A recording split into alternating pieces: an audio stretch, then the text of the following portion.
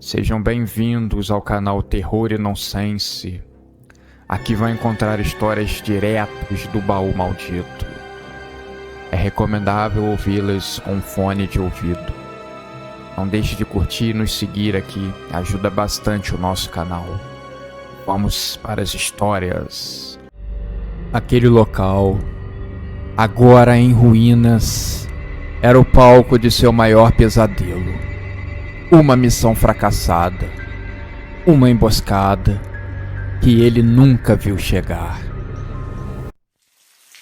A culpa o açoitava terrivelmente, causando feridas abertas que nunca cicatrizaram. Tavares caminhava pelas ruas desertas de uma cidade esquecida, os passos vacilantes no silêncio da noite. A brisa fria parecia trazer consigo as lembranças de um passado que ele desejava esquecer, mas que o perseguia implacavelmente. Expulso do exército por indisciplina, ele carregava consigo as marcas de uma missão que o havia destruído por dentro. Aquele local, agora em ruínas, era o palco de seu maior pesadelo. Uma missão fracassada, uma emboscada que ele nunca viu chegar. Seus companheiros mortos, corpos espalhados pelo chão. E ele, sobrevivente, amaldiçoado a reviver aquele momento, todas as noites em seus sonhos. O sentimento de culpa o consumia. A voz de seus amigos mortos ecoava em sua mente, acusando-o, castigando-o. Tavares, seu maldito, o que foi que você fez? Foi o grito agoniante. Foi o último sopro de coragem de vida do seu companheiro de longa data, o do seu melhor amigo, talvez o único que Tavares tenha feito no exército. Os outros não passavam de meros colegas, facilmente esquecidos pelas estranhezas da vida do mundo real. Aquela noite, particularmente sombria, Tavares sentiu um impulso incontrolável de retornar ao lugar aonde tudo aconteceu. Talvez fosse o álcool em suas veias, ou a necessidade desesperada de enfrentar seus demônios. Mas ele sabia que precisava voltar. A vontade estava vindo muito forte. Ele não conseguia controlar. Toda vez que ele estava ligeiramente bêbado, ele sabia que estava passando do ponto, quando mentalmente ele começava a falar com a capital dos países, completamente aleatório. Não seguia um mapa mundi ou uma ordem alfabética. Um país vinha à cabeça e ele falava sua capital. Havia decorado todas elas na escola e desde então nunca mais esqueceu. Cada passo que ele dava em direção àquelas ruínas o enchia de um medo crescente, mas ele continuava, guiado por uma força invisível e inevitável. O cenário era desolador. As paredes, destruídas pelo tempo e pela guerra, o cheiro de morte ainda impregnado no ar. Ele vagava pelos escombros, os olhos inquietos, tentando afastar as lembranças que insistiam em tomar forma diante de seus olhos. A lembrança, a carnificina. Ele fecha os olhos por um instante. Capital da Austrália, Canberra. Tavares responde. Foi então que o silêncio se quebrou. Um som suave, quase imperceptível, mas que fez o coração de Tavares acelerar. Ele parou, os olhos arregalados, buscando na escuridão a origem daquele ruído. E então ele o viu. Um vulto emergiu das sombras, movendo-se lentamente em sua direção. À medida que se aproximava, Tavares pôde ver mais claramente sua forma. Um soldado fantasmagórico, com o rosto terrivelmente deformado pelas marcas da guerra, pelas marcas de uma bomba que explodiu. O uniforme estava em frangalhos, e os olhos, aqueles olhos, eram poços profundos de raiva, dor e ódio. O soldado fantasma levantou o braço, apontando diretamente para Tavares. A voz que saiu de sua boca era áspera e cheia de rancor. Você nos deixou para morrer, Tavares. É sua culpa. Todos nós morremos por sua covardia, por sua negligência. Novamente o seu amigo, agora ex-amigo na verdade, acusando a sua fraqueza, ou humilhando, ou diminuindo, ou fazendo remoer tudo de novo, ou fazendo ver a verdade que ele não queria encarar, o remorso, o arrependimento. Capital do Vietnã, Hanoi, pensava Tavares enquanto recuava. As palavras do fantasma estavam perfurando seu coração como lâmina afiada. Ele queria gritar, se justificar, mas as palavras não saíam. O medo o paralisava. A culpa o esmagava seu peito como uma pedra. Desesperado, e novamente se mostrando fraco e covarde, Tavares, ele se virou e começou a correr, seus pés tropeçando nas pedras e detritos. Ele não sabia para onde estava indo, apenas queria escapar daquela visão aterradora. Mas as palavras da acusação do fantasma o seguiam, repetindo-se em sua mente, como algo que dificilmente ele conseguiria tirar, assim como as capitais que sempre vinham de repente, sem perguntar se poderiam chegar. Enquanto corria, sentiu seus pés falharem, tropeçando em algo. Ele caiu e a sua cabeça bateu violentamente em uma pedra. A dor quase explodiu em sua mente, e por um momento, a última coisa que Tavares pensou foi: qual a capital da Bulgária? E antes que ele pudesse responder que era Sófia, ele apagou. Quando finalmente conseguiu se levantar, ofegante e desorientado, percebeu que o fantasma havia desaparecido. O silêncio voltou a reinar, mas Tavares sabia que não estava sozinho. Aquele soldado, aquele espírito, era apenas o primeiro. Ele sentia que outros viriam, e todos eles, todos os que morreram naquela missão, viriam buscar justiça, viriam buscar vingança. E então, naquele momento, Tavares entendeu. Ele estava condenado. Aquela culpa que ele carregava, aquele peso insuportável, era seu castigo. Ele jamais seria livre, jamais encontraria paz. A morte era uma libertação que ele não merecia. Os homens se aproximaram. A missão do covarde estava concluída. Com a cabeça pingando sangue, algo arrastava Tavares pelas pernas, o jogando rapidamente em uma cova rasa recém-aberta. O homem não protestou, apenas deixou que os homens o cobrissem de terra. Parecia a cena desesperadora de uma peça trágica. Reconhecia cada homem ali caído.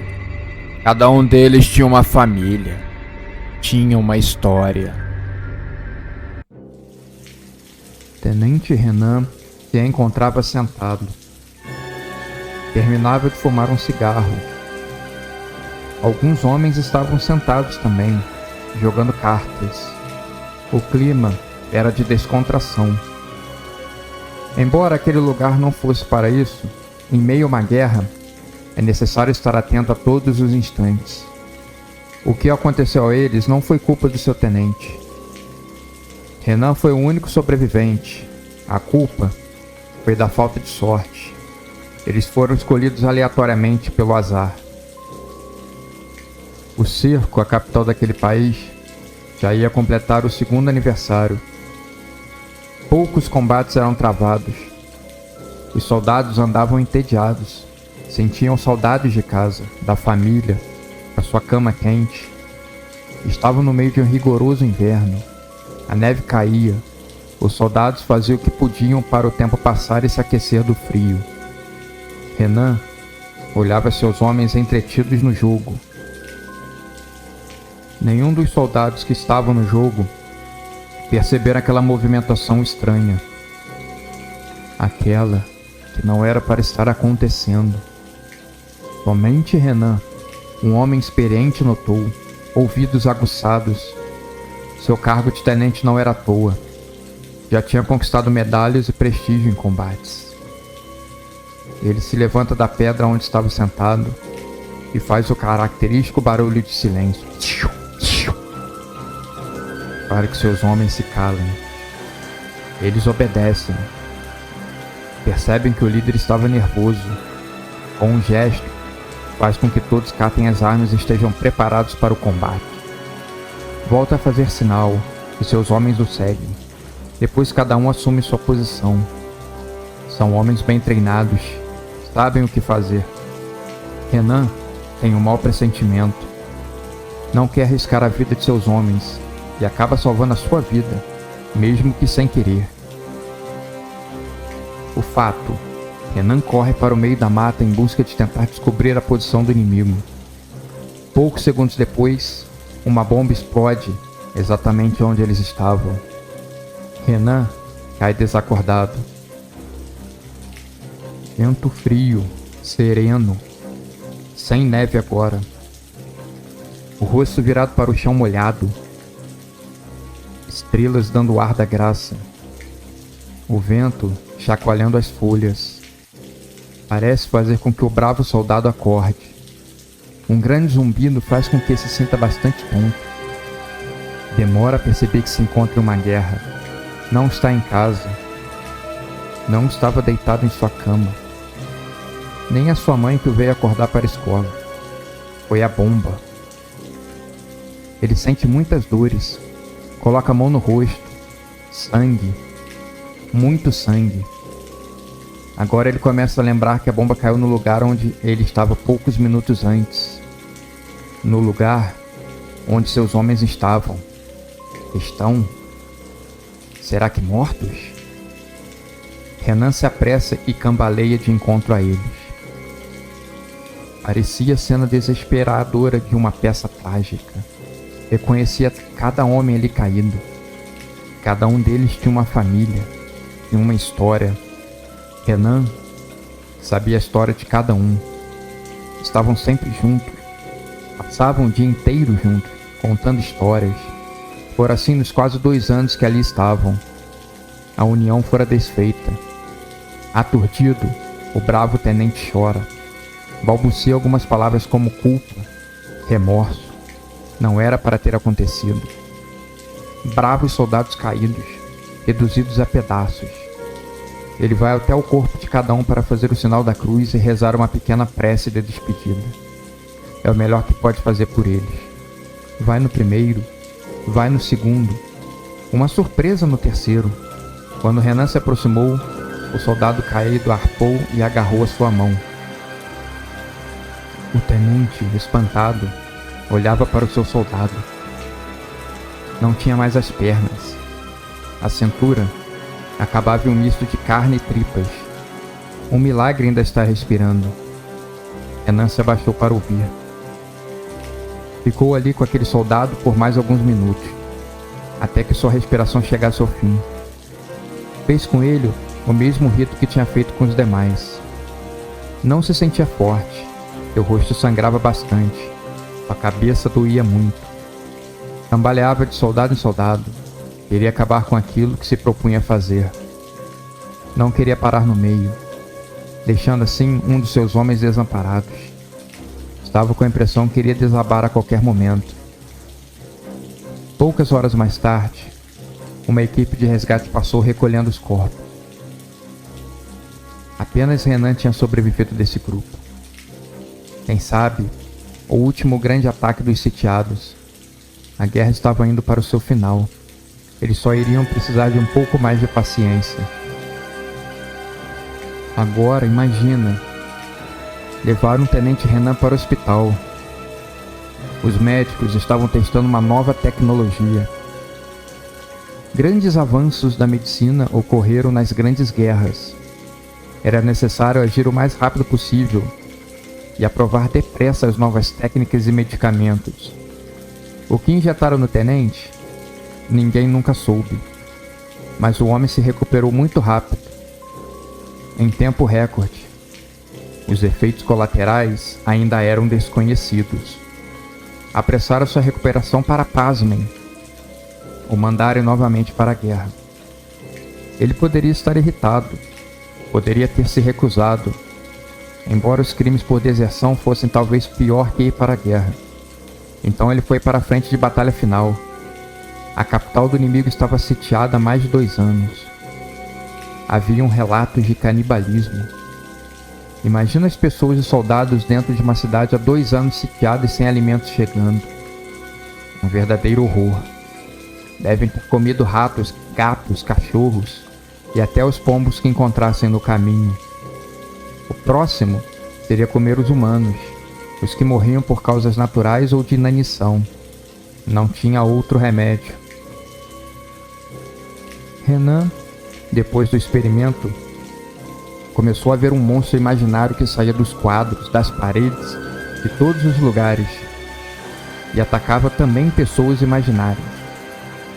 Na guerra, você não sabe por onde anda, não sabe muito bem quem são os inimigos. Na tomada da cidade ainda pior, uma bagunça generalizada tomava conta do lugar. O tenente acabou correndo para um lugar onde aparentemente não tinha nada. Ele olhou ao longe um casebre que parecia abandonado e pensou: vou me esconder ali e deixar o pior passar. Chega de guerra.